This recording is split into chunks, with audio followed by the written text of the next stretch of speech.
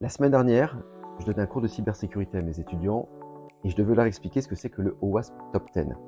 Et j'avais plus que 10 minutes, donc il a fallu que je synthétise à fond tout en gardant les concepts.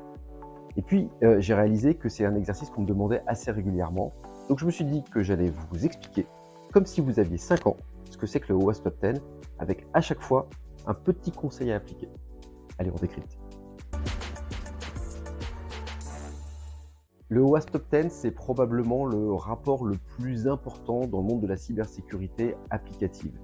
Ça répertorie les 10 vulnérabilités les plus exploitées dans le monde. Et pourtant, on ne les comprend pas toujours véritablement bien. Alors on va les reprendre une par une avec un petit conseil. Numéro 1, le contrôle d'accès défaillant.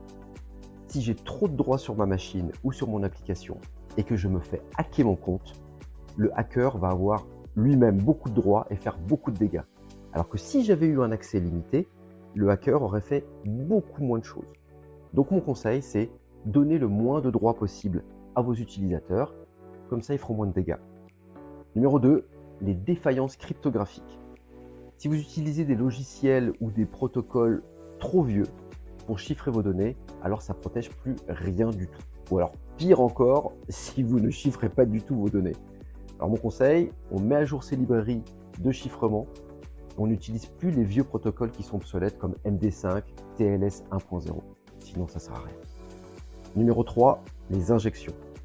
Si vous laissez des utilisateurs interagir avec votre application, saisir des choses dans un formulaire par exemple, il faut vous attendre potentiellement à ce que quelqu'un de malveillant essaye de saisir autre chose que ce que vous aviez prévu pour essayer de interagir avec votre système et d'extraire des données.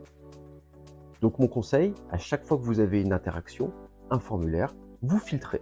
Si vous attendez un numéro de téléphone par exemple, et ben vous vérifiez que c'est uniquement des chiffres.